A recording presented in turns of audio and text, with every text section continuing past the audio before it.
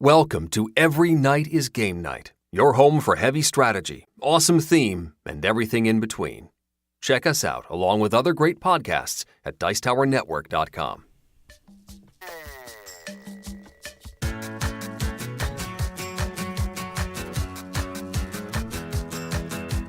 Every Night is Game Night, episode 141, Podcaster Roundtable on paid reviews.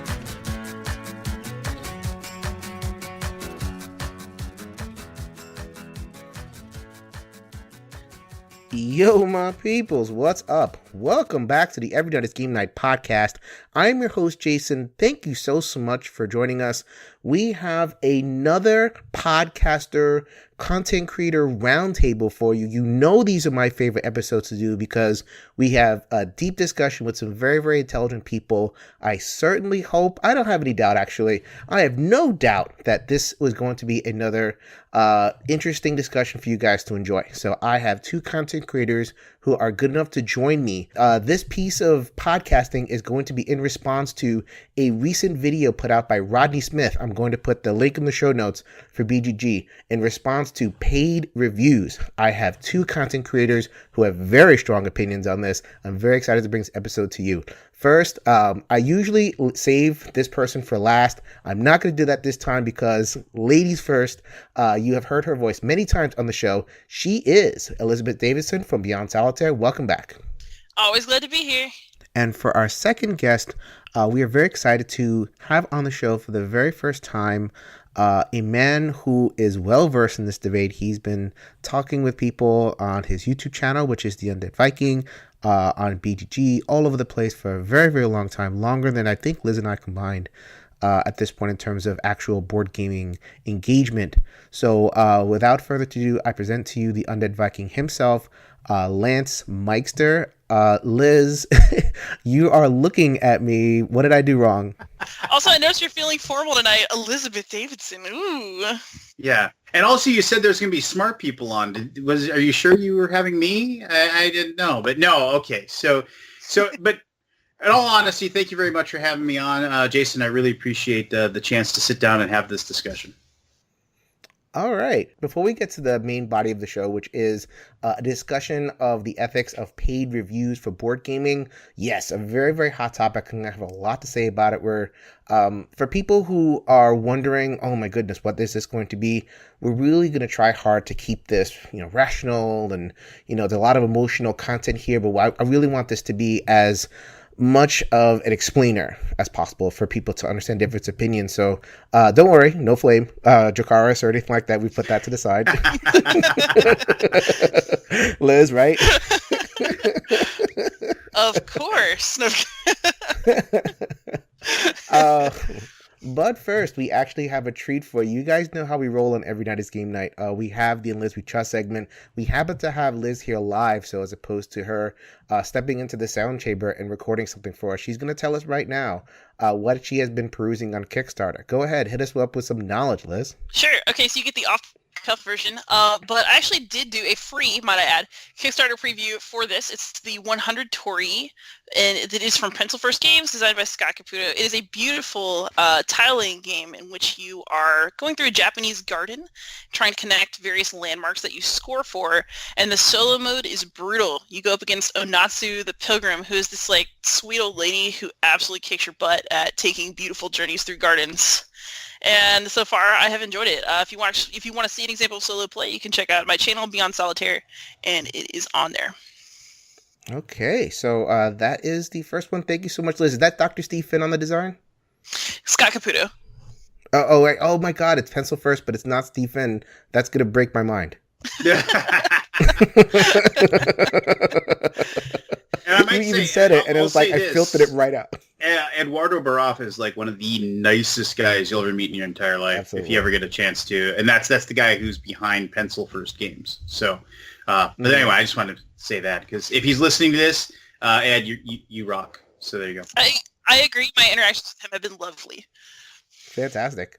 So we have Lance on the show. Lance is, along with being the Undead Viking, he represents Tasty Minstrel Games, and they are currently running a Kickstarter. So I wanted to give a fair shake. This is a podcast where a lot of people are going to have a lot of different voices. Let's do it for the In Liz We Trust segment as well. So Liz, this is your segment. Will you allow Lance to talk about one of his own Kickstarters for his company? Of course.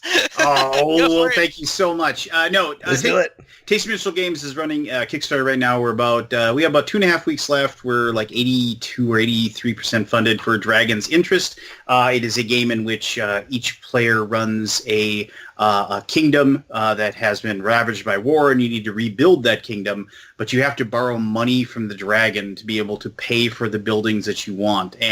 But the dragon wants her gold back eventually, and if you don't have the gold to pay her back, she will burn your kingdom to the ground, and that will signify the end of the game. It doesn't matter how many points you have. It doesn't matter how great your city is. If your city gets burnt to the ground, you lose, and then everybody else figures out who wins. So it's you walk a fine balance between how much money you have and how much money you owe, and along the ways, the players themselves will kind of have some different bidding strategies and some different ways to like get money out of people and steal buildings from people. And it's an awesome game. Go check it out at Kickstarter. Like I said, we're almost funded, and we got about 2.5 weeks left on that one. So it's a game about student loans. Well, kind of. Yeah. and there's nobody coming in to forgive it all at graduation either. You can't like cross your fingers and hope that like the commencement speaker is a billionaire that's going to come in and do that. So, where was that guy when I got out of college? I mean, I finished paying off my student loans like 3 years ago, and I'm like 47 years old. So, I mean, But anyway, water under the bridge. The dragon is like Sally Mithromax or something. Something like that, yeah. All right, so we got some. It sounds like bidding, sounds like high interaction, that kind of thing. Good stuff. Lots of fun. Plays in about an hour. All right, so to be clear, we were not paid for any of this. The ENGN never is paid for any of this previews that we do. Just burying me, just both of you, just burying me before we even begin. That's fine. I'll dig up. Let's see. We're having a good time with this. We're going to make a couple of jokes along the way, so please, I hope you're having a good time listening to this as well. So now that the Kickstarter previews are done, now that Liz We Trust is done, thank you very much, Liz, for sharing the floor. Always. So we are going to get into our discussion, which is talking about the ethics of paid reviews. So a lot of discussion has been happening about when content creators get paid, should they get paid, how should they get paid, is it publishers, is it consumers, is it just a whole kind of ethical thing going on. There's discussions on Reddit, and obviously I mentioned Rodney's video. I wanted to take some time to lay out a lot of the different perspectives. So we do have two people here who are from kind of opposite perspectives, and we're going to try to construct as constructive conversation as possible. But to set that up, I would like both of you to kind of share a little bit about yourselves and, just kind of like your perspective and like where you're coming from basically as content creators, and how, like, where you come from and what you bring to your content. How does that inform your perspective on the issue? I hope that makes sense. Yeah, a little bit wordy. If you like, I can go first, or Liz can go first. It doesn't matter to me. So I'll go first. I'll let her answer. Like to what I have to go say. on that link. Go. No, no. There it is. No, that's fine. Okay, so I've been making videos for over a decade now. I'm very lucky in the fact that when I began doing my video reviews as the Undead Viking in the board game world, there were only about 4 or 5 of us at the time, like Scott Nicholson, Tom Bassel. There was a third guy that focused on like military games and war games that I don't remember that person's name, which I feel bad about. But like Joel Eddy started like kind of right after I did. So like I was like one of the very first few people that made videos, and they were horrible. And don't look at those old ones because I definitely don't think I'm like in comparison to what I do now, which I still don't think I do an amazing job now. But I mean, in comparison to some of the stuff that people are doing out there. But regardless, for whatever reason, I gained a following, and it's what I did, and I kind of did it mostly because I just got into the hobby, just like a lot of us when we get into the board game hobby, we just like start consuming everything. And I was a brand new dad. I had a fiance. I had a little girl at home, little baby girl at home, and I still wanted to think and do stuff with board games. And I was like, well, I could take this crummy camera I have and I can just prop it up. Instead of having a tripod, I just set it up on books, and I can just take videos of myself talking about board games. And it was just something I did, and it seemed, to whatever reason, people seemed to like what I did for whatever reason, and it just took off from there. Now, of course, we're talking about paid reviews. Well, when Kickstarter hit its big moment, which you can argue where the board game Kickstarter, where they really started taking flight, you can kind of argue where that happened.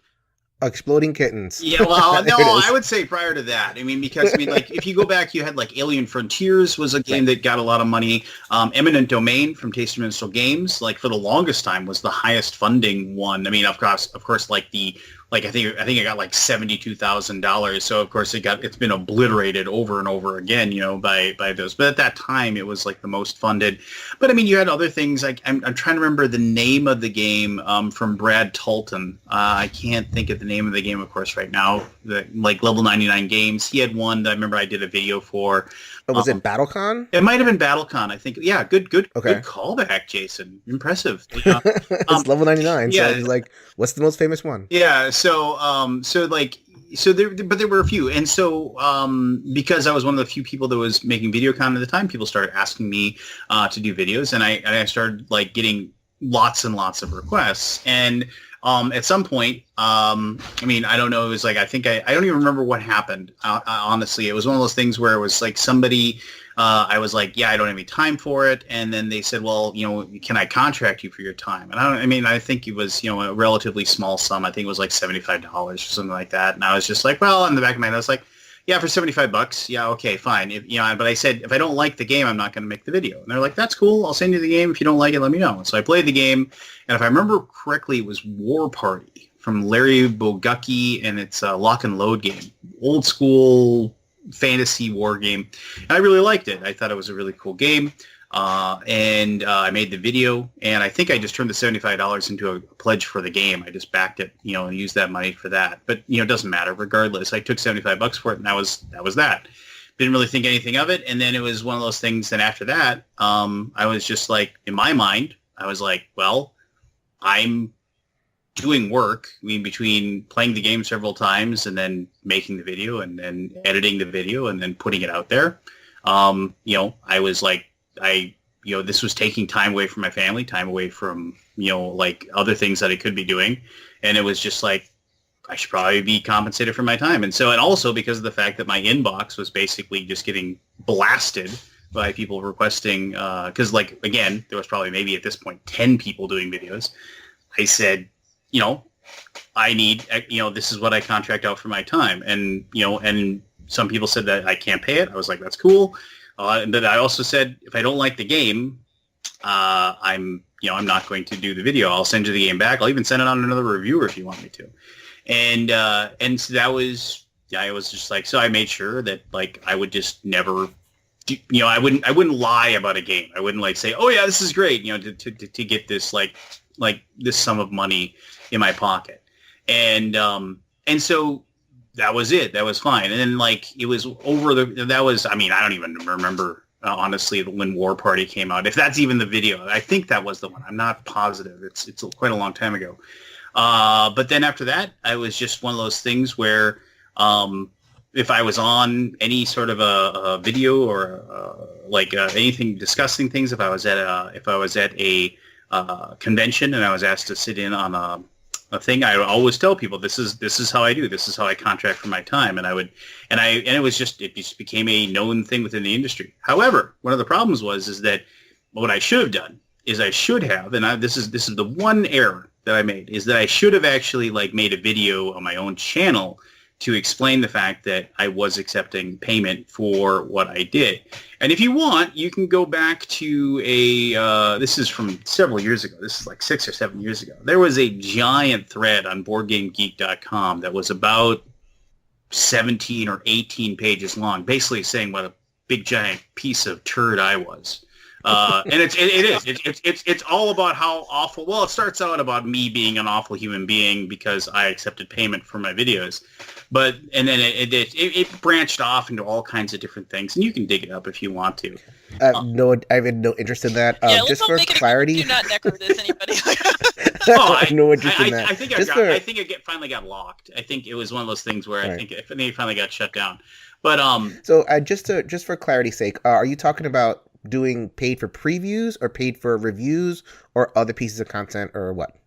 Being paid for doing a video for a Kickstarter, like this big, so you can, some people call them previews. I don't call them that because for me, it is a review. If somebody sends me a game and I play it, and I give my honest thoughts about it. And then the other side of the coin is that if it's a game that I play it and I'm like, no. And many games I've sent back, like, I can't in my own, I can't justify to myself in like telling people to give you money for this because I don't like it. I mean, and that doesn't necessarily mean the game's bad. It just means it's not a game for me. But in the same respect, just because of whatever I feel, I just can't do it. It's just not my thing. I say, tell me another reviewer to send this to. Here's, if they've already paid me, I give them their money back. And then I move on from that point. And I've done that for several games. And I don't say what games because once again, that's right. That's sabotaging somebody else. Because another thing about being, and I talk too much, and if everyone would just shut up to say so, but as reviewers, everybody's like, oh, a reviewer should be, it's so weird. Sometimes I hear, oh, reviews should be objective. And I'm like, that's the most ridiculous thing in the world because reviews are we'll get to that. Totally subjective. we will absolutely get to that. Well, yeah, but look, actually, okay, let me jump in at this point. Yeah, go ahead. Here we go. This is a lot of great context, Lance. I really appreciate it. I just wanted to get Liz's kind of background here because she's coming at it from a very kind of different perspective.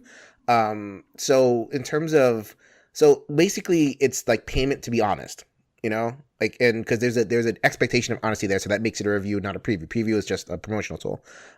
So that's kind of the context of where we're coming from here. Liz, I'll just let you talk about, where you're coming from in terms of your context and the way you approach your content. Sure. I have a pretty young channel. My website is about 3 years old, Beyond Solitaire.net, and then my channel is maybe a year and a half, getting close to 2 years now that I've been on YouTube. So a much shorter period of time compared to Lance. But I definitely see myself a bit differently. I understand myself as, I actually hate being called a content creator. I really sort of have I view myself as unpaid board game media, basically. And I see myself as a board game critic. I do mostly reviews. And it's very important to me that those reviews be straight up reviews. I give a score. People do or don't like it. And that's always really fun. So I do take Kickstarter previews. I am not paid for them. And I'm actually fairly picky and getting pickier about what I'll take, because I believe that, unlike a review, any Kickstarter preview that you make is meant to be used by that publisher that you agreed to do the video for as promotional material. And therefore, I don't feel comfortable calling it a review. I call it a preview. I get really irritated when people list it under reviews on campaign pages, because to me, that's not a review. The game isn't finished. All you can do is give an impression of what you think that game is going to be like and whether you're interested. So for me, there are really serious ethical concerns with making sure that those things are separate.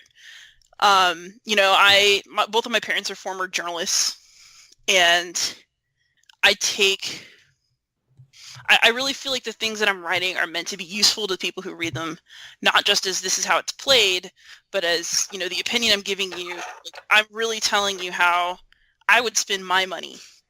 And especially in a market that's so flooded with so many games and everybody wants you to buy everything. We all joke about FOMO, we all have that meme of that little kid who's like, learn to be responsible with money. And he goes over to the vending machine that's Kickstarter. It's like, Billy, no. Like, I take my role as a reviewer seriously because I really believe that there are a lot of good games out there, but there aren't always a lot of great games out there. And if your taste aligns with mine, I feel like it's a service to help you find what's really going to be a match for you and what you're really going to play, as opposed to clogging up your shelf with a whole bunch of stuff that looks kind of good and you feel like you should have it because it's nice. So yeah, for me, there's several different aspects to this, right? There's the ethics of I want my readers to trust me because I feel that they're the people that I owe loyalty to. I really take it seriously to distinguish between reviews and previews because I understand that when I take a preview, I'm essentially creating an ad for the publisher. I do them for free, and I do them for projects that I actually like.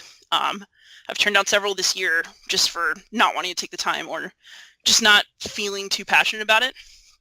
And yeah, I mean, if you take money to make a preview, I don't really see that as problematic. I mean, it's an ad. I don't feel comfortable calling things that people have been paid for by a publisher reviews is very ethically cool. I mean, I wouldn't feel comfortable with a news piece that's paid for by a politician. I wouldn't feel comfortable with a movie review that's paid for by a producer. So I wouldn't feel comfortable with a board game review that's paid for by a publisher. All right, so a couple of things are kind of hanging there. I'm gonna, and we can go a lot of different potential directions, but there's two kind of twin concepts that are coming up, and we should just go right for it. And you were about to go there, Lance, and we're ready to go. It's the sense of objectivity and the interaction of objectivity and trust. So on one hand, we have a perspective that says, I can't trust this unless I know it's objective, quote unquote. We can talk about what that means, which means untainted by money that's coming from the publisher. And on the other perspective, well, actually, you go ahead and articulate that other perspective in terms of how you approach the question of objectivity and creating trust in all that. Well, okay, so the big thing is that I'm going to respond to a couple of things that I heard, but as a person that creates any sort of content, like whether, and I don't care what you're reviewing. I don't care if you're reviewing books, if it's board games, if it's it's whatever it is. There's one of the nice things about being part of this hobby, and is that and it's a little more difficult now, but especially because it's gotten so huge.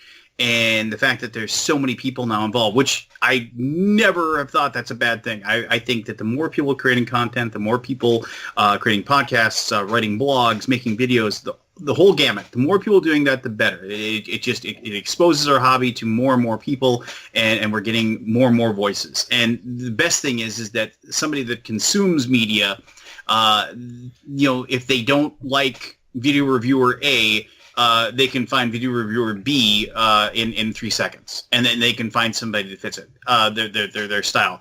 Back in the day, I was the only guy that did really, really long videos. My videos could go well past an hour when I would discuss a game, and people would always say your videos are too long, and I'd always just say, well, you've got other video reviews you can go to, but of course there wasn't as many. Now you can just find anybody. You can find whatever you want, and I think that's amazing.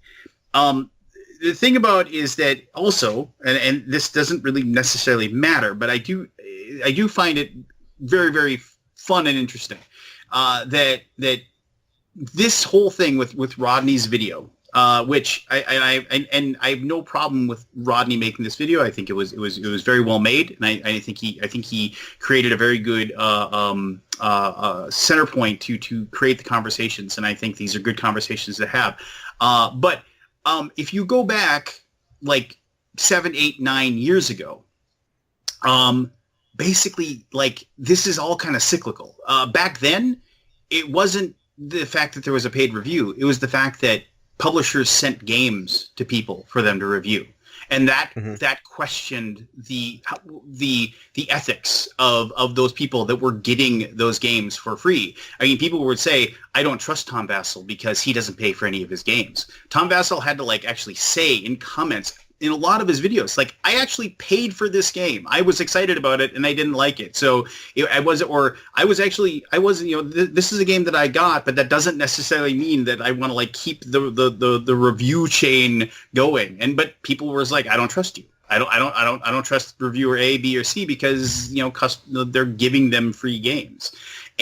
But we've moved past that. Why? Because it's become ubiquitous. It's just okay. publishers are going to send free review copies. I mean, that's one of my jobs with Taste of Minstrel Games. Every day I get an email from somebody saying, hey, can I get a free game? And I'm like, sure, what game do you want? And we try to make sure that our reviewers get that. So if you're listening out there and you want a TMG game, by all means, reach out to me and I'll make sure that I get you. There it is. So I'll be waiting for my review copy of Guilds of London. No. I mean, would you like Guilds of London now, or would you like to wait and when the expansion for it comes out in August, Wards of London, I can send them both together and send them out to you if you like. We can talk about that post podcast. But I mean, so this is the situation where, and once again, I think these are great conversations to have, and I think that people should be discussing whether or not you can trust the person that is telling you whatever. So. Do people question whether or not they can trust me? Absolutely. Absolutely. The thing is that I get emails about it, I get tweets about it, I get whatever, and I know there are people out there that question whether or not they can trust what I have to say. But here's the deal, is that I know that there's two things about my channel, and I can't, that from the very beginning when I started it, it's like I said, this is the only thing I've ever created on my own. I decided out of the blue, I'm going to start making videos and I'm going to start talking about board games. And as time went on, it's like everything else in my life, somebody else has helped me with in some way, whether it is getting my first job, or if it was, finding my home or buying a car or any of these like great momentous things. But the one thing that I've like created on my own and done on my own is my channel, my YouTube channel. And if I had, joined the Dice Tower Network way back in the day, would it be bigger now? Maybe. If I'd done, any number of different things, if I partnered up with this person or that person, would it be bigger now? Maybe. But the thing is that at the end of the day, I've always said that the day I decide I'm done doing videos, the day I'm done doing my weekly show, I want to hang up my video camera or whatever it is. I want to do it because it was mine from point A to point Z. It was all my decisions. And the thing is that if somebody decides that they don't believe what I have to say, that sucks, because I've never been anything but honest with what I've said. But that's your choice, and that's something Tom Vassell actually taught me. He said I learned a long time ago that it's like people have made up their mind before they actually, like, people make up their mind whether or not they're going to believe you pretty early on when they become a viewer of you, and the people that are going to believe you are going to believe you, and the people that aren't just aren't. And the thing is that, but if you can just if you can create what you create, and you can enjoy creating what you create, then that's the key to being successful, because your audience will find you, and they'll appreciate you for what you are. Now, that being said, do I wish everybody just totally thought I had 100% integrity and never questioned a single thing I ever said? Of course I do. But I also know that, and fully admit there were some choices that I've made, like I never actually stated that I was actually contracting work. If I had done that from the get-go, I probably, would have more people that believe in what I had to say. And that's a mistake on my part. And I feel bad about that. I'm not going to lie. But I also don't, I don't know. I mean, it's just kind of like, in my heart, I know that I'm telling you the honest truth about the games that I like and the games that I don't. And if subscriber so-and-so decides to drop me from their YouTube feed, I respect their decision, but I'm also not going to be like pining away for that person to come back to me either. Okay, so Liz, let me pick up on something that's important that Lance said in there. That is, so when you were talking about, these distinctions, right? Mm-hmm. What you did was you kind of what you put together, like objectivity and truth, like or objectivity and trust. So like a person kind of needs to be objective and or objective as close as possible. Putting words in my mouth, Jason Perez. Okay, go ahead. So here's what I'll tell you. Okay, then clarify for me. So what I did say was, if your tastes align with mine, I will be able to point you to games that you think are great or help you match up with games. Like if you even just understand my tastes and are reading my reviews, because everybody has a bias. There's no question about that. We're people. We have preferences. We have feelings about things. Like there are certain kinds of games that I like better than others. Games with humans, like please.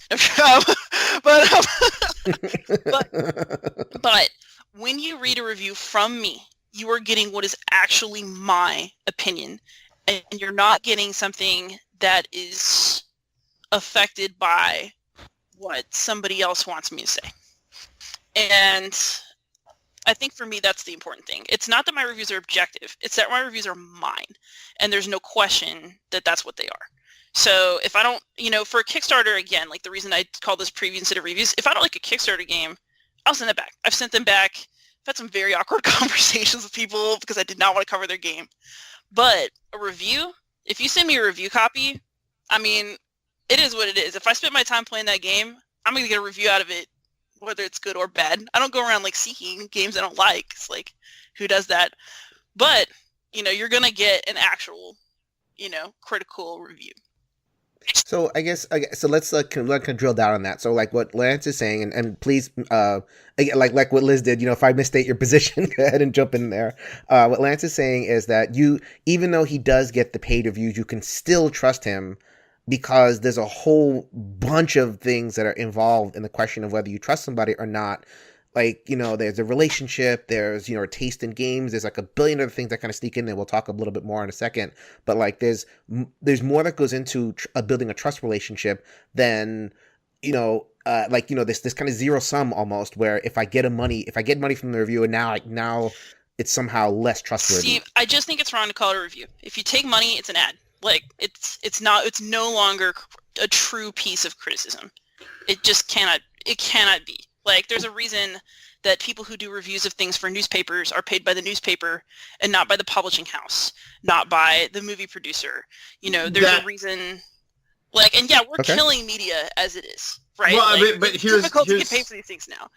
so should we? I mean, and this is kind of an ad hominem here, but I mean, should we trust the movie reviewer that gets paid by their newspaper, but also accepts free airline tickets to opening movie shows of the movie that they want to actually, and then get set up in the hotel and then go to the movie on opening night so they can do a review of that movie? Yeah, no, you shouldn't trust that. That's garbage. There's a reason you don't put lobbyists in positions of federal power. There's a reason that like news organizations shouldn't produce so much entertainment on phone news. But okay, but okay, and maybe this kind of speaks to my earlier point. And once again, this is neither. And I say this to anybody out there that if they want to reach out to me, I'm easy to find on the interwebs, and you can discuss this with me. But the thing is that board game media is so early. It's barely even 3 years old, really. I mean, like if you're talking about like a human, whereas like media for movies, media for music, media for books, all these other things that we consume are so old at this point that nobody cares. I mean, nobody dives in and tries to find out if the people that are hosting At the Movies now or if GeneSiskel.com, nobody digs deep and tries to figure out if they can trust what somebody says about movie A, B, or C. Nobody tries to find out if like whether or not like video game reviews at Kotaku are like legit. I mean, it's just like people just consume it and they move on.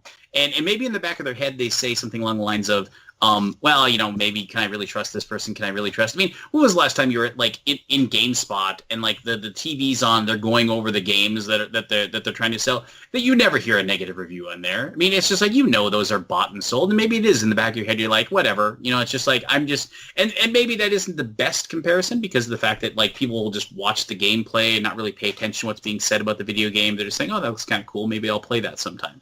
But what we have here is that like the point I was trying to get to was the fact that like I said, like 7-8 years ago, if you got free games from a publisher, you were criticized by admittedly a very small percentage of people. You were criticized by a very small percentage of the media consumers that they couldn't trust what you had to say. And then here we are, 5 years later, getting a free game from a publisher. Nobody thinks twice about it. You see reviewers at Gen Con and all big conventions. You see them with big giant sacks of all the free games they're getting, and they're walking back and forth, to their hotel. Oh, I totally want a big sack of games, but no, just because I am completely comfortable with review copies because that is a de rigueur thing for multiple fields of criticism. If you want someone to review your book, you send it to WAPO. You send it to, a magazine that publishes books. But you can, I came from digital one though. You get a copy of an academic book even to write a book review for a journal. Even teachers get review copies of textbooks to decide whether to use them in their classes. I think that... But that's because it's so old. I mean, it's because that particular media you're consuming, there were textbooks 200 years ago. I mean, we are sure there were board games 200 years ago, but board games weren't this big. And it's not to say that we shouldn't be questioning reviewers' ethics. What I'm saying is that I think that every single media consumer needs to decide themselves. I think there's two things. That each media consumer needs to decide themselves what channels, whatever, who they're going to believe in and who they're going to trust. And if they want to make those known or just keep it to themselves, who cares? They should do it. And the second thing is that I do believe that there should be transparency by the media creators as well. And I'm totally on board with that. My biggest mistake, the biggest mistake I made, and completely on my own and totally accountable, is the fact that I wasn't transparent when I was at the very beginning when I was accepting contract work. And I should have done it. And my credibility took a hit. And rightfully so. It should have happened. But whenever I post a video that I've accepted contract work for, I make sure that YouTube has the pop-up that says includes paid promotion. And so people that when they watch the video, the first 15 seconds, it lets people know that I have received a promotion for that. Now, here's the thing that's weird about that, and I'm not calling out any other media creator for that. Technically, under the rules of service, if you received a free board game, you're supposed to click on that as well. But I know for a fact that there are people that I have given free copies to, and I know that those free copies have been used to make video reviews, and they aren't clicking that button. Now, should we call those people into question because they're not clicking that button to show includes paid promotion? Interesting. I include notes. So in my write-ups of games, I disclose that it was a review copy, but Good I actually for you, and that's amazing. You did should, not I click the I button, think so everybody I should should do change that. I will go back on all my videos and change that for things that are review copies. I just never because if I wrote it, does that, you know what I mean? I felt like I disclosed. So that's fair. Let's. I'm actually. I'll do. It was one of the points I wanted to get to, which was the review copies, because there's. It kind of cuts a little bit deeper because, okay, so I've never gotten paid a dime for a review, and I don't see myself in any foreseeable future getting paid a dime. I would like to say this. Can I say one other thing? I'm going to say something. I think. Yes. And there's two stories here, and I know I talk a lot, so I'm going to try to make this succinct. One. I invited the Undead Viking on the show. What was I expecting? The godfather of board game video reviews, Scott Nicholson, who I have had at my home multiple times, and yes, I am name dropping, and I have spent many an afternoon with him, and he is one of the kindest, most wonderful people I've ever met in my entire life. Has said to me repeatedly, he said the biggest mistake I ever made was not charging publishers for my time. He said, because reviewers are giving a service to their people and they should be paid for it. And the second thing is that I agree with that. I think that you hosting a podcast, you should be, you should get that. I think, Liz, you doing the work you do, you should be compensated for your time. I liken it like this, and I've told everybody asking me who has approached me and said, should I accept money for my time? I've said, if your boss at your normal job said, I'm going to need you to work 20 extra hours this week, but I'm not going to pay you for it, you'd say, go jump in a lake. And that is what, I mean, and the thing is that most people that are creating board game media, that are accepting payment in some way, shape, or form at this point, at some point, they began doing it because of their passion and their love for the hobby. And that is amazing, and that is awesome that they're creating that media for other people to consume, and it's something that they did. But as time goes on, it becomes a very, very huge time sink. And my belief is that if you're toiling away, trying to write something or trying to, editing a podcast or editing video or recording the video, and you're spending your time doing that, why shouldn't you be compensated for it? So I have two responses to that. We'll definitely get that.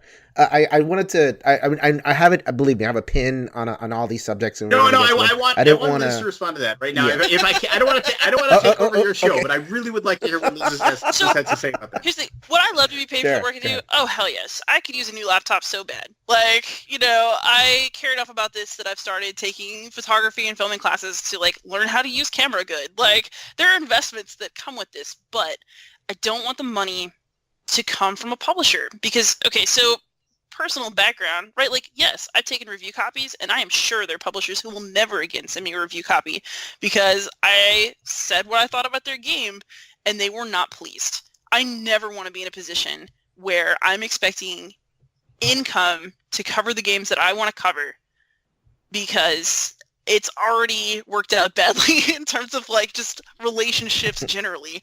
Add money to that, that's like throwing kerosene on something that's already on fire. But the other thing is that, okay, so we're talking about people should be compensated for work they do.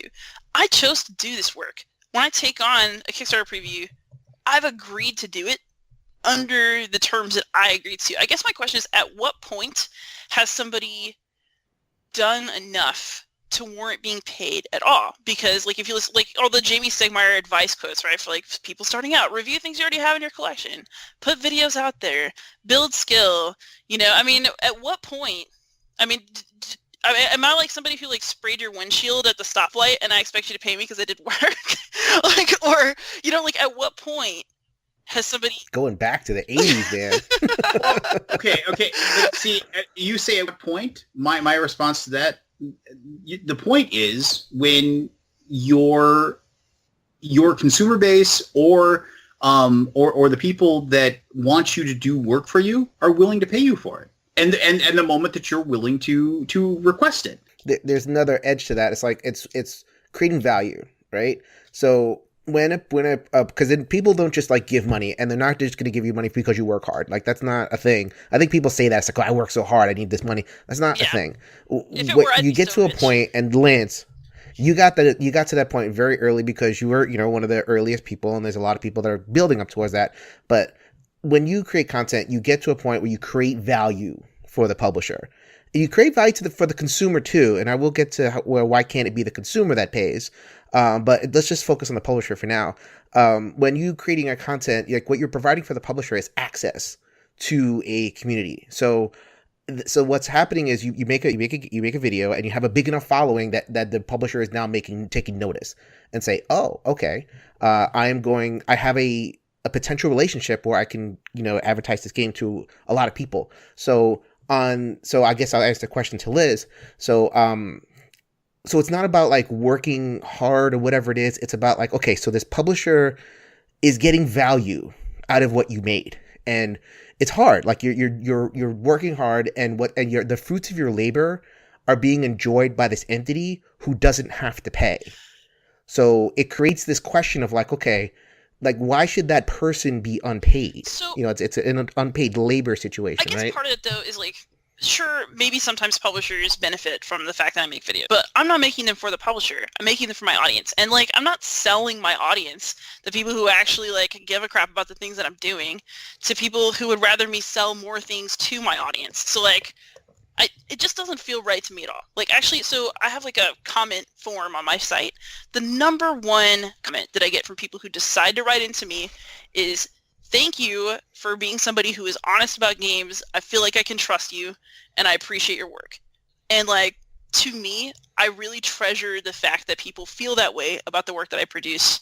And I would rather never make another video again than have people no longer feel that way about the work that I do.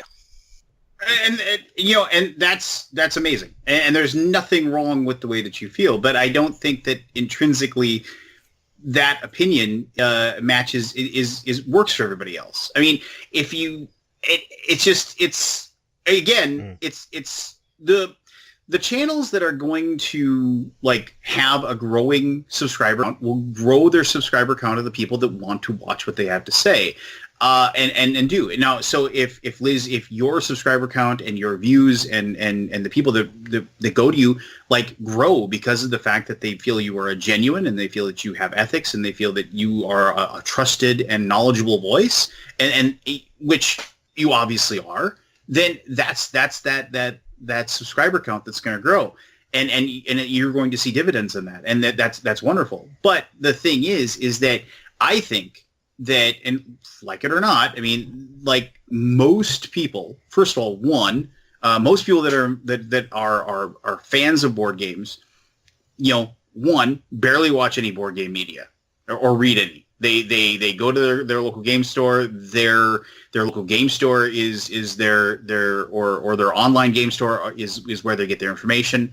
And it's their friend and their gaming group that they cultivate that knowledge.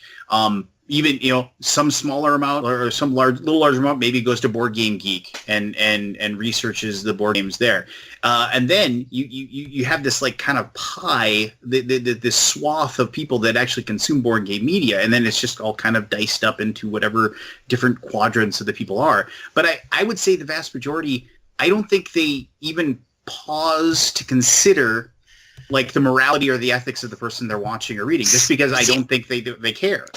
I don't think that it matters whether they care. I think it matters whether you care or not. It's about you. Like, I mean, a lot of people consume a lot of media that is not critically done. That, I mean, I'm literally a school teacher who has to help people with units about propaganda.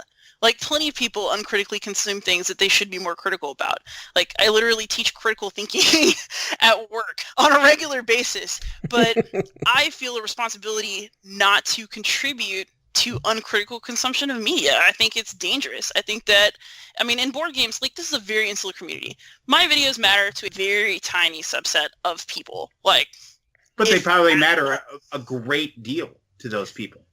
But I think in these little things, you see reverberations into bigger things. It's why we worry about lobbyists. It's why we worry about who's donated to a political campaign. It's why we pay attention to who the stores that we buy stuff at, like, who do they donate to? What causes do they donate to? Where is the money going? Who's it coming from? We clearly feel as a society that this matters, and I kind of worry about a society where we don't worry about that, even in something as small as getting paid $75 for a board game video.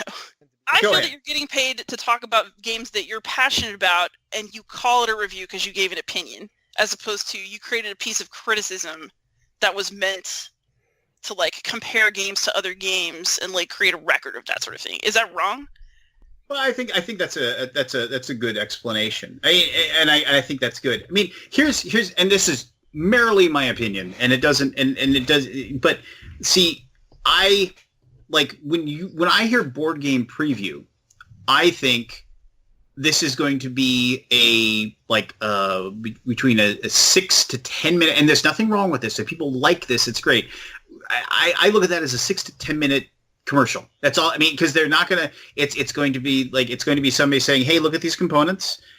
This is what the game is about. This is how long it lasts. This is how many players it's for. Here's a cool little animated intro. Here's a close up as we sweep across everything going on. And then we get to the end and it's just kind of like, go ahead and check out this Kickstarter. And there's people that enjoy that. But I mean, I watch a total preview that it gives me no opinion, like doesn't really show me anything and doesn't tell me what the other person thinks.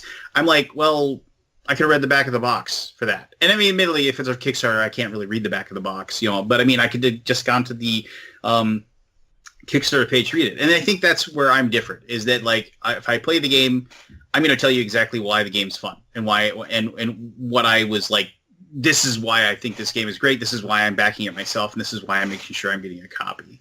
And yeah. Do you talk about problems you have with the game ever? If there is, yes. You're going to put me on a spot and I'm going to try to find something, but I will definitely like point out where it's like, hey, it's like maybe this game didn't really work well with 3 players, but once you get up to like 4 or 5, it's a different game. Like if I'm playing this with my daughter at 2, it's a way different game than when I'm playing with 4 cutthroat players. With 2 players, the game's too open and you kind of just tend your own garden and so like if that's the kind of game you're looking for, great, but it maybe, and so I try to point out that like, where I was at. Now, this thing is that if I was ever stepping into a situation where it's like, oh, they really need to fix this part of the game or else it isn't going to be fun, I wouldn't have done a review for that then. Because that would be like, oh, this game's great as long as you don't do these 2 things or these 3 things or this part of the game doesn't work, but the rest of it's okay. No, thank you. I would send the game back and I'd say, let's move on. So then here is okay. So I'll circle back to the thing I was saying before. You let me right into it, Lance. You're the best. In the sense that okay, we can let's just we'll lay it out that we can trust you to do that. That we can trust you. You're gonna show us the games that you like. You're not gonna show us the games you don't like. But it's kind of like once you let that in the room, once you let the idea of the paid reviewer in the room, then it's almost like maybe I can trust you, but can I trust everybody else? So look at it from the perspective of a consumer, right? So looking at all the different options, and like certain people, it's like, okay, can I trust that person? Can I trust that person? I remember when Tom Vassell and those guys did a review of Mechs vs. Minions. It was one of those like, embargo things, and everybody did their reviews all at once and everything. And the video was like weird. Like they were very kind of, they weren't as enthusiastic when they were saying this is one of the best games that I played in the last 5 years. And I was like, what? Well, what's happening? And the first thing people thought was, were they paid because of the way it rolled out and because of the embargo and all stuff? This looks like this is weird.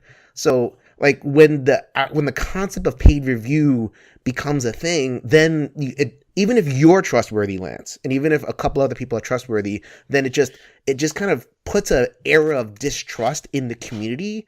And going to kind of Liz's point, I don't agree that board game media should we call media, but we are kind of filling a consumer protection role where it's almost like, like what Ralph Nader does or what just these other people do. It's like, okay, they're reviewing this thing. I need to know that person is not being paid by the entity of the thing they're making in order to trust it. But if I allow it in certain cases, then all of a sudden everything just kind of becomes a little bit less trustworthy. So I don't know if you agree. I have one thing I want to add. So, like, okay, am I saying that like every single person who's ever taken money to do reviews is like a garbage human being or something? No, I don't think that. I think there are plenty of people who think that they can take money, maybe really can take money and still be honest. I just think that technically, I just think it's wrong. I think it's ethically not the right thing to do. And that doesn't change necessarily one person's ability to handle it. But I think that especially if you're trying to turn something like doing a board game channel into a full-time job, the temptation to take that money is going to be so strong. And I even feel this like, with publishers with whom I have a relationship, it's so hard to tell your friends that you don't really want to do a project or that you don't really like their game. And that's just when it's emotions involved. And like, I just really am not seeing a situation where I would feel comfortable with that being the normal everyday mode of business, especially with people who are new, trying to make it, trying to get their first paid gigs. Like, Lance, I don't know much about your business, right? But I'm fairly sure that you don't have a shortage of it. It's easier for someone in your position probably to say no to a project and still know that more are going to flow in, or know that you could tell one publisher no, and maybe they would still come back to you with a different game because of the position that your channel has in the community. But, again, like, I know I'm not even getting review copies again from certain publishers because I'm not big enough to have that kind of pull, and I made the choice to say what I thought anyway because I felt like that was the right thing to do. But I'm fairly certain that if there's money involved too, it makes it harder for people to make that choice, and that's why it's not right. That's why people have to divest from their businesses when they become president. Or wait, they don't. So in essence, what we're saying is because other people can't handle it, we're going to have to poo-poo on your parade, Lance. There's a couple things. A lot of people will watch people make podcasts or make videos, and this is not, I'm not talking about anybody that's in this conversation right now, but there's a lot of people that will see board game media and they'll say, what, I have a camera, or what, I can record a podcast, or I got a blog, I can write things, and they're going to say, I'm gonna create. And the biggest difference between a successful content creator in the board game world or any real media is people that will continue to create, because there's tons of people that, like, I did a video a couple of years ago about why most media creators quit. And like you start off like being really passionate about it, and you start off like really loving it, and then like you don't feel like you get the subscriber count you want. You don't feel like you get the clicks on your blog that you want, and so on and so forth. And they don't get the engagement. They don't get the people talking back to them and engaging with their channel, and which is something you need. You need to feel like you're reaching somebody. And if you don't get that, you kind of feel like you're just throwing these words up into the cosmos and they're not landing on anyone. And so, like, but most content sadly, and back in the day, like when there wasn't a lot of people doing it, content that was good on its own merit, like, got a following. Now, I mean, I have no idea what it would take to like make a really successful board game channel. I mean, not to plug somebody, but like if you look at like Rob Oren and Rob's Tabletop World, that's a guy who just grinded away. And now he's finally making inroads because he just kept on making media, and he kept on trying to make anything he possibly could until he finally got his audience. And like now he's got like 11,000 subscribers on YouTube, and he's growing and growing. And That's he a makes quality shout out. I'm just gonna second that. Yeah. I really like his work. Yeah. So I mean, and Rob is just a good guy. But here's the thing. It's like and I would never question Rob's integrity. That's a guy I talk to 2-3 times a week. He just calls me up and we BS about whatever. But I mean, Rob's sponsored by Miniature Market. I mean, Rob has access to, if he wants a game, they'll send it to him. I mean, it was just like, so I mean, he's not paid any money by them. They don't have him on the docket or anything like that. But I mean, it's like, so, but that does that raise concerns of somebody? I mean, it's just like, but I mean, ultimately, here's the deal. People are going to get an audience if they believe in them and they think that what they're creating is worth their time to watch. I mean, we live in such a weird society now where, like, if you can't capture somebody within the first 45 seconds of a video, you've lost them. They're gone. They're out the door. You need to have a hook. You need to have a catch. You need to have something to get somebody to stay watching that video. There's countless books and blogs and whatever about how to create your giant YouTube stream and you'll get people to enjoy you.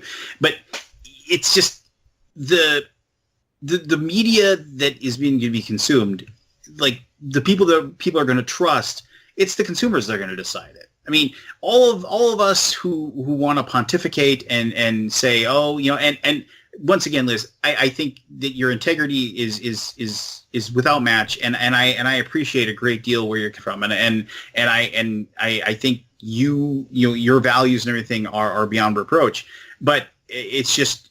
And I think the thing is, if people, most people don't have that though. Most people don't pause. Not that they don't want their media people to have that like level of integrity they want. I'm pretty sure they would, but I'm sure most people don't even give it a second thought. I mean, they just don't. It's not something that is present on their mind when they click on, here's another video for Gloomhaven.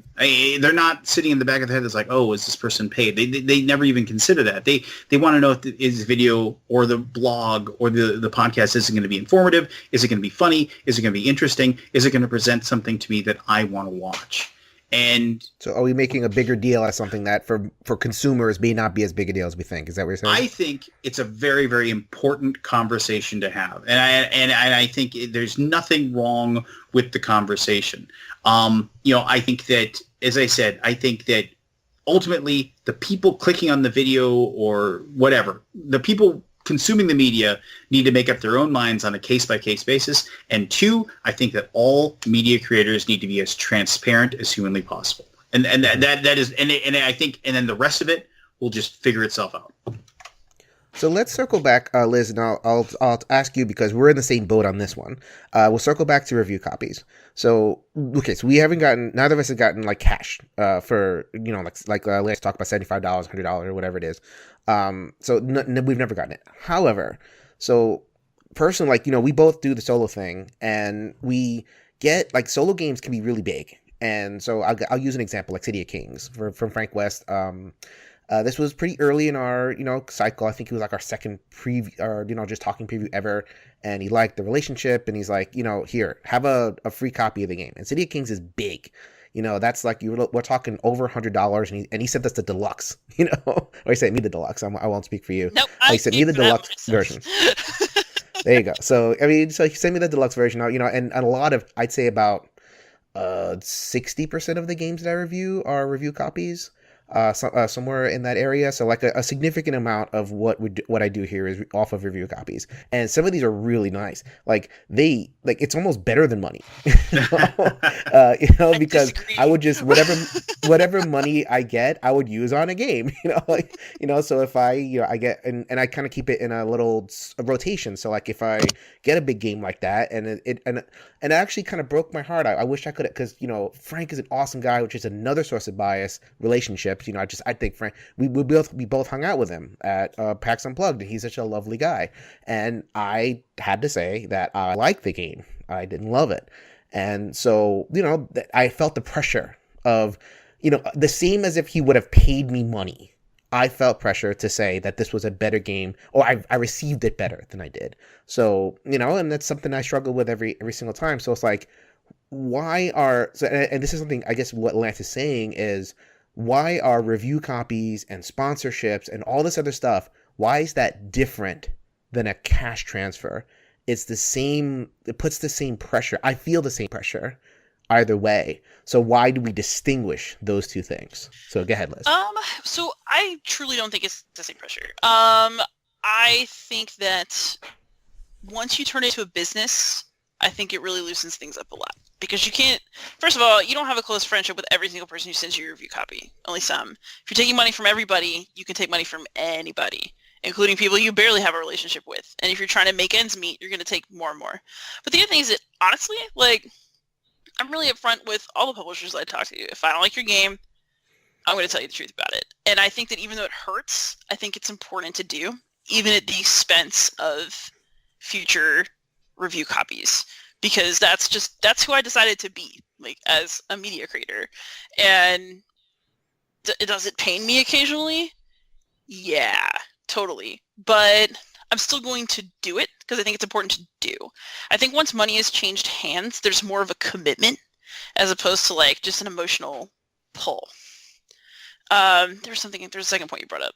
What were we talking about?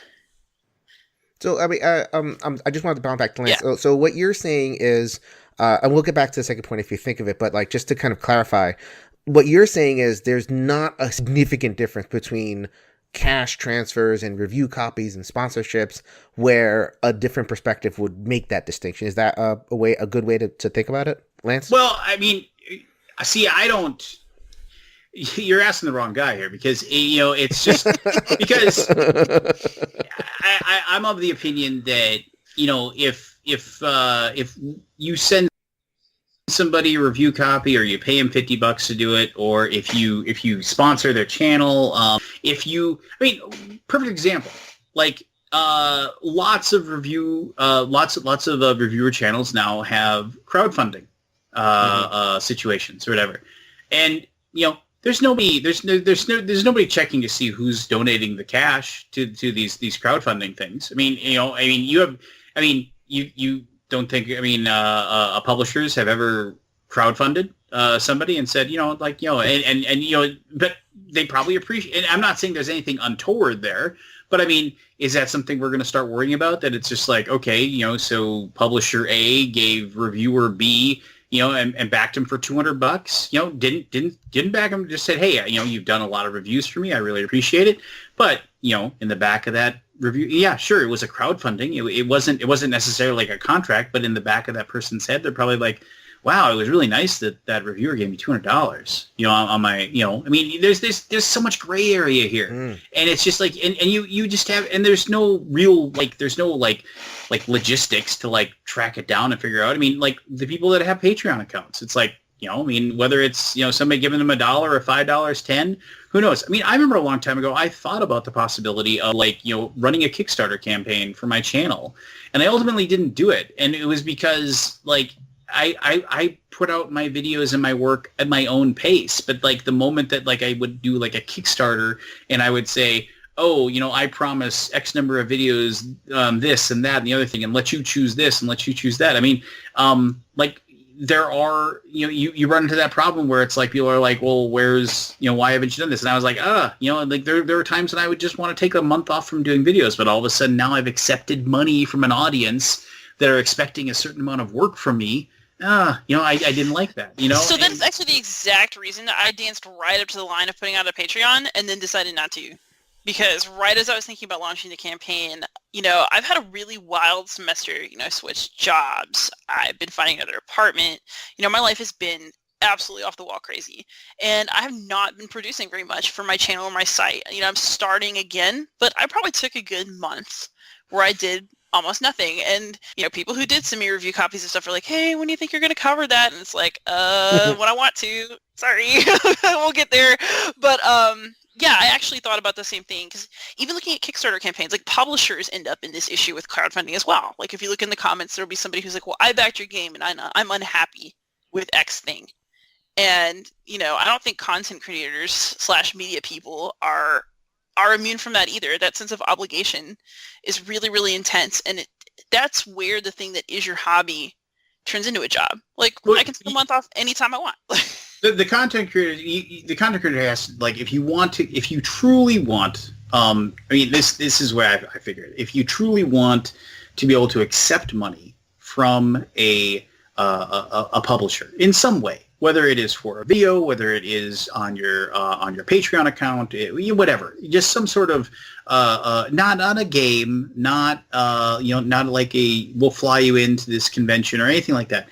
You have to be like you have to create content at such a or be big enough that it just doesn't matter. I mean, it would be one of those things where it's like, oh, you gave me X number of dollars and like, oh, I poo-pooed one of your games. Well, you're still going to keep sending me games. You're still going to continue this conversation because I have enough followers. I have enough people that are clicking on these videos that it actually makes business sense for you to continue sending me those things because it is still worth your while for us to have this relationship. So I have one of these things where I always worry a little bit that like people like the that gray area that I'm talking about is like maybe it needs to just be more definitive. But then again, I also feel like, well, I'm on the side of it. Like I mentioned transparency before. That's something that would be good. But I'm also of the opinion of it's just like we might be making a lot about something that ultimately, yes, there's this group of us that like this really matters to, and it should. I mean, but I think one of the most infuriating things that like for a lot of people is that like maybe it isn't that much of a big deal to people, and I also find that it is like we, the people that create the media, kind of tend to have the strongest opinions, and I guess maybe that probably just goes hand in hand because of the fact that we're so close to it, and we're right next to it.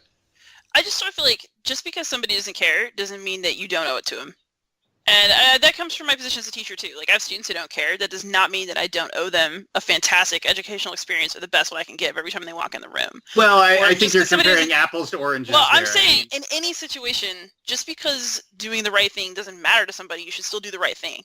That's true. But at that point, though, when you're doing the right thing, like, that's for you, not for that person. And I don't think we should fool ourselves into thinking that's the case. So, I mean, yes. Well, the thing is, it's not just for any specific person. It's for the ecosystem as a whole. Like, if you have a situation where everybody's values have totally eroded, then you're no longer in a situation where you can trust anything. But if nobody even recognizes that it's eroded because they don't care, then how is it eroded? I mean, it's just like it's one of those things where it's like we're living in like 1984. Like, well, I really think that even in these small things, it really matters to do it right. So I think what Lance is saying is that it's hard to know what's right. Like you've set a line, right? And that's what we're talking about, and like where are we drawing the lines and all that kind of thing. It's like, but that's why you have to think about it and talk about it and reassess. Like, you have to be thinking about what's the right thing to do. Because if you just go, oh well, like, but I guess like 7 years ago, review copies, we didn't know if that was right, and now it's become this thing. And who knows, 7 years from now, that might shift again, where there's so many people getting so many different forms of compensation that the line will shift again. So it's like So I mean, I think we all want to be people that's trustworthy. That's the golden apple of reviewers is to be trusted by their audience. It's just the question of where to achieve that. And And see, this is easy for me because I drew my line. Like, and I drew it the way that somebody who has more journalistic outlooks would. You draw it, you don't take money from the people who are producing something to produce an opinion about that thing. It's like people in university not doing research for big pharma, or I mean, we've talked about a number of these examples. Yet that happens, but it shouldn't. Well, and there's a reason there are like ethical issues with those things. Did anybody ever do a research study on a university that was for big pharma that actually positive results came from it? I mean, I don't know, but again, well, I'm going to say that I'm going to say yes. It most likely has. I mean, big pharma may have paid a university, like paid Duke. I mean, who knows? Your ends justify your means. Well, but here's the deal. So let's say in your example that you just gave, let's say big pharma says Duke University, we want to give you, $10 million to research this cancer medication that we're going to make a ton of money off of. We want you to find out the best way to do it. And then they do that research and they say, you know what, this is the cancers it's going to cure. And those turn around. And this is, once again, this is a huge on one end of a yardstick. Yeah, it isn't even close to board game reviews. But we're a little bit far field at this point. but let's just out of academia. We save, like it saves lives. Whatever they fund research, they pay the money, and yeah, it stuffs more dollar bills in their pockets, but it also ends up saving lives. Yeah, I would say yes. In that case, the ends do justify the means. Now, if I'm saying that, like, if board game and this by no means has happened that I know of in any way, shape, or form, so nobody take this to heart and say this is something. But let's say Asmodee walks up and says, you know what, Mr. Vassal, we want you to do a series of videos on all of our new releases, and we're going to pay you $50,000 to do so. And they turn around and they do videos for all of these games, and these games are awesome and amazing, and tons of families then see these videos. They say, that game looks amazing, I'm going to buy it, and they take those home, and all of these families, like 70%, 80% of them, take those games home, games they never would have played, and they have wonderful family interactions that they love, and they're like, wow, this is amazing. I never would have known these games existed if it wasn't for the fact that Asmodee had paid Tom Vassal $50,000 to do these videos. I don't care. My family is closer, and we love each other, and this is amazing. I can't believe how great this was. Then, yes, I would say the ends do justify the means, because it's one of those things where it's like, I guess just because somebody's paying somebody to do something, it doesn't necessarily mean it's a bad thing. Is there the possibility that corruption could occur in there? Absolutely. But as with the vast majority of things, most people are good and most people do the right thing. And I guess, once again, going back to full transparency, I mean, I would want Tom Vassal to say, these are a series of videos that Asmodee has paid me to do. I'm going to go over these games and I'm going to tell you why I think they're going to be a great fit for your family game night. And I would applaud him for being completely open and honest about that. But I don't think it's necessarily that. Actually, transparency. So we've actually hit a lot of the topics in some ways that I'm hitting. So the transparency is actually the last one that I wanted to actually hit. So we're talking about, okay, as long as you admit it, then it's great, and kind of all bets are off. I mean, because the consumer now has all the information, they can decide, blah blah blah blah. It's not that simple, right? In a sense that, like, there's a lot of ways to kind of, nudge the transparency in a little way to, so like, I'm getting this much, and I have this relationship, but I'm not going to tell you my whole thing. I mean, I don't want to speak for you, but it's like, we can be transparent, but then you're transparent so you can hide. You could be, yeah. There's ways to futz it. Yeah, there's a way to futz with it. But see, there's a way to solve this, which is to do the right thing in the first place and don't take money for something and then call it a piece of criticism. That's the thing. It's calling it criticism or calling it review that is the problem for me. Well, and that's well and good, but and I applaud you for your opinion, and I understand where you're coming from, but I mean, our industry is moving in the direction that most advertising is moving. But I don't produce advertising. But you don't. But right. I mean, but as time is going on, you look at the big channels, you look at the things. The one saving grace for board game media right now is the fact that it hasn't gotten big enough for like the real money to notice it yet. I mean, and so it is still this weird, I mean, to us, the board game industry is huge, and it is like huge compared to what it was 7-8 years ago, or even 3 years ago. But it's still so tiny. I mean, as far as like entertainment goes, it is tiny when compared to music, tiny when compared to video games, tiny when compared to books. It is still a very small cottage industry that we all love and hold dear.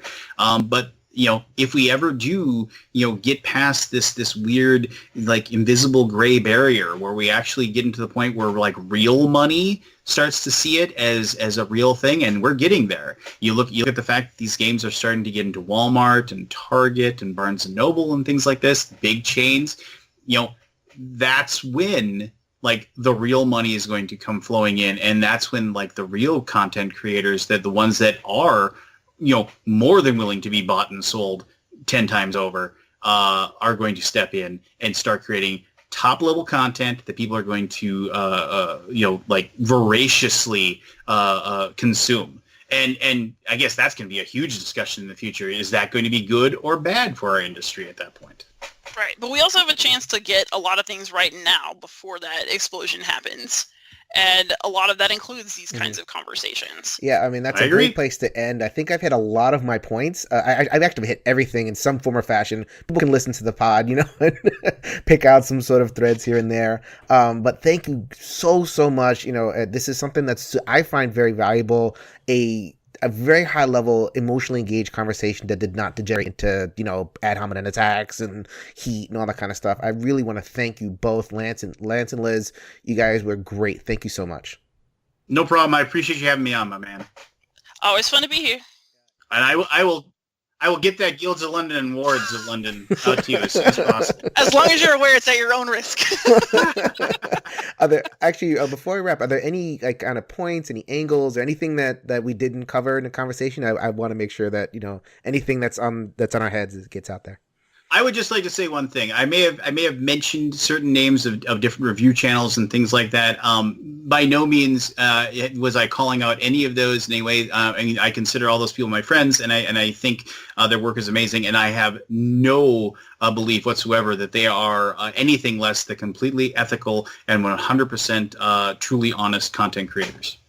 No content creators were harmed in the making of this podcast. Yes, I don't want anybody taking a soundbite out of context, trying to say, "Oh, you said Tom Vassell was a jerk." I was like, "No, Tom's like a great guy. He's like a guy that I play games with. Whenever I run into him at a convention, he was like, he's just one of the nicest, most genuine human beings. If you ever see him, and you can get 5 minutes of his time. He's an amazing gentleman." All right, thank you guys so much. Thank you, Guy and Gal, so much. We'll see you around. Adios. Happy gaming. All right. Thank you very much if you've listened so far. I really hope that you have enjoyed the conversation between Lance and Liz. You can tell they're both very, very passionate about their positions, which makes it all the more kind of satisfying from a personal perspective when I do these roundtable types, that people can bring their passions and bring their very different opinions, but still kind of come together in a spirit of mutual respect and discuss an issue and, state your case, but do so in a way that's open to other people's opinions and that kind of allows access for other folks to jump in. It doesn't degenerate into flame or ad hominem attacks and all that kind of nonsense that you see sometimes. So that was great. I wanted to take a little bit of time, since this is my show. I kind of played a moderator position, so I didn't really state a perspective. So I wanted to, first of all, kind of elaborate on some concepts that I didn't think we hit all that hard, and then to kind of give my perspective, because I don't just want to be a quote unquote, person from no perspective. I do have a perspective. I do have my own emotional kind of convictions about it. So I'll just kind of state that for the benefit of the audience in the interest of transparency, which we talked about on the show. So first up, we have the issue of crowdfunding. This is a way to navigate those ethical waters. If we were to ask Liz, and she would say the thing that where she draws a line is where publishers give money. When you get money from a publisher to produce a piece of criticism, the incentive is there to be less critical. And I think for what Liz is talking about, the essence of a review is that critical piece, that analysis, and that is what the consumer is looking for. That is where the consumer can say, okay, I could really trust this person. I could really know that they are coming from a place of personal integrity, and, I might not agree with them on their personal taste, but at least I know that I'm getting the best and I'm getting the most critical. And the idea of having publisher money in the water kind of messes with all that and makes things kind of go haywire. You can get around that by going the crowdfunding route. So there's lots of tools for it. You can get Kickstarter, you can get GoFundMe, you can get Indiegogo, you can get Patreon. A lot of content creators use Patreon. So why not just do that? Well, Lance started to talk about some of the problems with that. So first of all, is the line between publisher and consumer that clean? A lot of publishers are just gamers, and they want to be able to, contribute to, people's, crowdfunding pages. I think of a couple of years ago, Morten Monrad Pedersen wrote a blog where he said he contributed to some funding for the One Player Guild and the One Player podcast. And he wrote a blog that says, okay, is that okay? And, I don't know. Is that okay? I mean, now that Morten Monrad Pedersen, who's the maker of the Automas, has contributed to a podcast, does that mean that podcast is more likely to promote favorable reviews of a Automa that comes out of Scythe or Viticulture, that kind of thing? I don't know. The lines are blurry when it comes to that stuff. Another reason I could think of why Patreons and all that stuff can be a little bit problematic is that they're really exhausting, or they can be exhausting, especially for certain types of personalities. So Liz during the show mentioned that she went up to the edge of making a Patreon and she just backed off because of the expectations that it creates. It's a hustle, man. You gotta, promote it, talk about it. It gets very nerve-wracking. I think of Paul Grogan. I know I'm like name dropping a lot of people, and these are not like personal friends of mine. They're just people that I observe in the Twitter sphere and everything. So Paul Grogan will post about his Patreon and say, this week I lost 2 backers. I wonder what I did wrong, and it becomes this anxiety-provoking thing. And that's not what we're making board game content for. This is, we're not getting anything that happens. We're not getting paid a lot. The review copies are, they're games, and, we could just use our money, and it's the difference of a couple of $100. And I should hope that people's integrities aren't going to be compromised for a couple of $100. That's a pretty cheap price. But it becomes a situation where if you're pursuing the crowdfunding route because you really do believe you're performing a service and you should be compensated, you're just adding on a whole bunch of crud that might kill your joy. It might affect the way that you post. You won't be able to keep your schedule. You won't be able to make the videos that you want to make, or maybe you will because you have that dedicated fan base, but that pressure will be there. The pressure to, create content that my Patreon backers will like, or I have to make content for this new Patreon tier, which I was going to make a new Patreon tier, but I have to have a Patreon tier because no one's going to back me at the $10 level, because if I just, go with my regular stuff, I just feel like it sounds great. It sounds like a great idea, reach out to the audience and let them contribute, but it might just create a whole bunch of other things that will eventually kill your joy and you'll stop reviewing.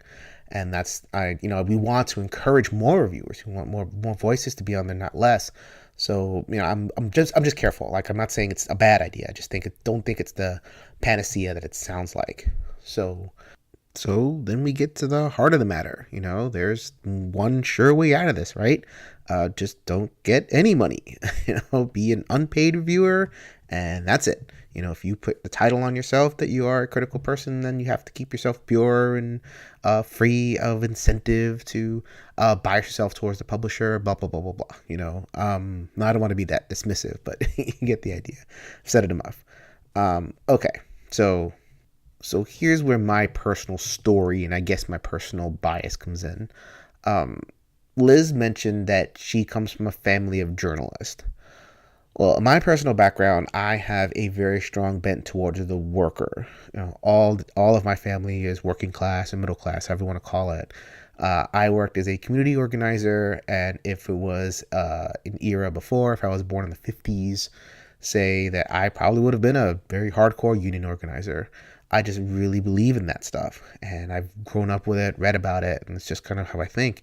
And so when I hear that, okay, person who is laboring and creating value for somebody else, that's the key. It's not about hard work. It's not about toiling and people should. There's no shoulds here. I don't think people deserve, quote unquote, anything. It's about value. There are entities out there who are profiting off of that person's labor, and they're doing it for free. They're expected to be able to continue to benefit from somebody's labor without the need to compensate them for that labor. I just find that very problematic. You hear all the time, do it for the love. Do it because you love it. Don't do it for payment. As if that's a dichotomy. Like, if you do something for love, then if you do it for payment, it becomes dirty or something like that. And, I find that spirit so wrongheaded, and in a way it's always kind of punitive. It's kind of shaming, like, you dare want to accept payment for your work. You've sullied it. Maybe I'm overstating the case, but maybe not, because I feel like in a lot of cases there's this expectation that if you either ask for payment or ask for a raise or ask for more money, it's like, no, you're doing something that you enjoy, and you should do it for free. I have a lot of, as an example, I have a lot of artist friends, and they're constantly asked, oh, could you hook me up with this free thing?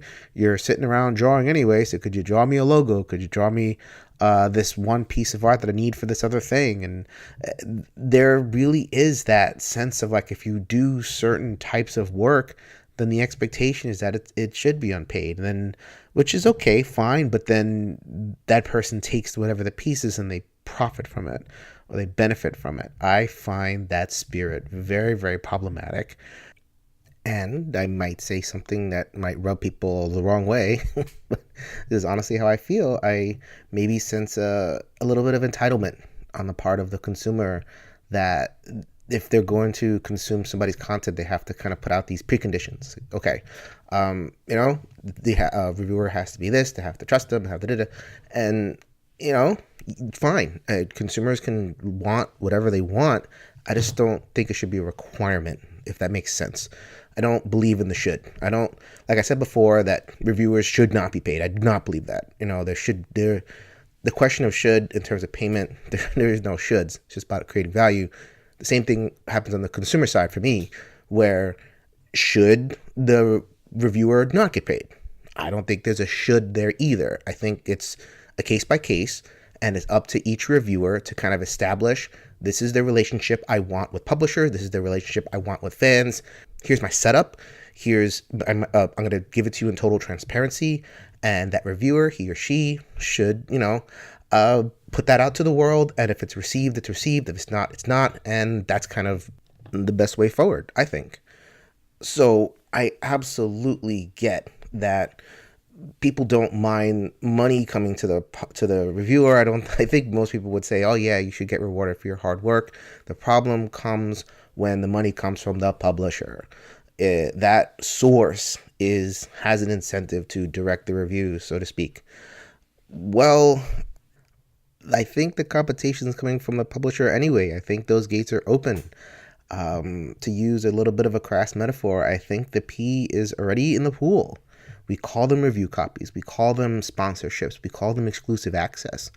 All these other things that are not cash transfers, we addressed it in the body of the show. Liz thinks there's a distinction. I think, in terms of, review copies are accepted and other forms of compensation cause more problems. I don't buy it, really. And Liz, I love you. This is nothing against Liz. I'm so happy to have given her the platform to state her case, and I'm actually feel like I'm a better person. I have better thoughts on this because of Liz's perspective. It's just, for me, I'm not compelled by that reasoning. And to go back to my crass metaphor about peeing in the pool, it's the same as, okay, we're going to put some floaties down, and here's the dirty water, here's the clean water. Here's the water where there's, pee and leaves and dirt and all this other stuff, and we're going to keep this part of the water clean. I just feel like in the ecosystem, it's already there. And, we can debate one way or another, whether that's good or that's bad or indifferent, but it's there and we need to contend with it. And it plays out in all sorts of other industries, as Lance was saying. If you're a reviewer for a movie, you get screeners, you may get flown out, you get all sorts of other kind of little benefits here and there that are not cash, but, they kind of have to happen in order for the review to happen. If you're a restaurant critic, you are going to get comped your meal, and you may get comped. That comp may be worth a considerable amount of money. I mean, I could just multiply this out over and over. So maybe the answer is just to take all of that out. Nobody should get paid. Nobody should get review copies. We should kind of go back to, or not go back but those are the only people that can be trusted, right? The people who don't get review copies, the people who don't have relationship with publishers, nothing. I personally don't believe in that.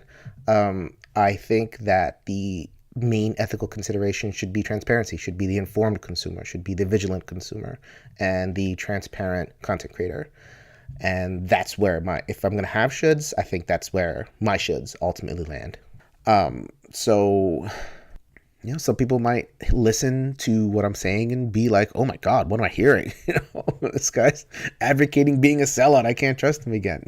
Let me be really clear as to what I'm saying here. For me personally, I'm not going to take any payment. I do take review copies. ENGN wouldn't exist without them. So I guess in practice, I do kind of recognize a bit of a distinction, because, at the end of the day, this doesn't happen without review copies. And I'm not going to accept payment, quite frankly, because I don't want to deal with the BS. That's not as much of a principled thing as it's just, there's a lot of muddy water around it. I'm just going to take it out for now. If it ever becomes a whole different, approach to it, I may think differently, but for now, just not going to mess with it. Not going to open that can of worms. But for other folks who do want to investigate that, do your thing, get paid for your labor. Value your time. If you have an audience who trusts you anyway, then go for it. That's the key. There are people out there who might trust you anyway because they listen to you. They don't just look at that one thing and say, nope, can't trust them. They might look at the whole package. The consumer might value different things. They say, okay, they might be getting paid, but man, they made some really analytical points and they think deeply about the game, and I can really trust them. And they follow the Lance model of they wouldn't talk about it if they didn't enjoy it, and and they make that judgment. It's like, okay, great, that can be in the board gaming hobby too. So at the end of the day, I think that there are competing maxims at play. Which maxim, which approach is going to depend on your priors. Some people have the maxim of don't take money from the entity whose product you're reviewing. That is a maxim. My maxim is people should be free to seek compensation, especially in a case where their work is benefiting somebody else. I would love to get to a point where we can consider each other's priors without devaluing the other side. So I don't agree with you, but I still kind of see that perspective and I take it in good faith. And maybe even that is controversial. Maybe that says, nope, I believe in this too strongly. I can't even credit your perspective because I think it cuts too closely against what I believe. I mean, that part, I guess I just love people too much. I want to take people at good faith, that I think that there's multiple people can disagree and they can have their priors and we can all find a way to discuss those things and try to come up with something that resembles consensus rather than just kind of falling into our bunkers and everything. So I hope that, like I said, a couple times, I hope that this conversation and some of my personal thoughts have given you a little bit more capacity to be able to talk about this stuff. You have, some different perspectives. If you want to engage with what we're talking about here, have some opinions, Please share them. Every Night is Game Night Facebook group is the main kind of discussion forum that I've created in order to be able to talk about this stuff. You can also reach out to me, ENGN_podcast on the Twitter, everynightisgamenight.com, the sister of BoardGamersAnonymous.com. Please give us a rating, 5 stars, or however many stars you think we deserve. That's how you can pay. I probably will never run my own Patreon. I just think I don't have the personality for it. I'm not like a hustler like that. I just want to be able to kind of put my stuff out there. The ratings are a really, really great way that you can directly support what I'm doing. I'm happy with the number of reviews reviews and ratings. It's always nice to kind of read a new one. So, you want to support the show, that's probably the best way to do it. So that's going to be it for me signing off. As Anthony would say, go ahead and grab a game off of that shelf and let's make every night a game night.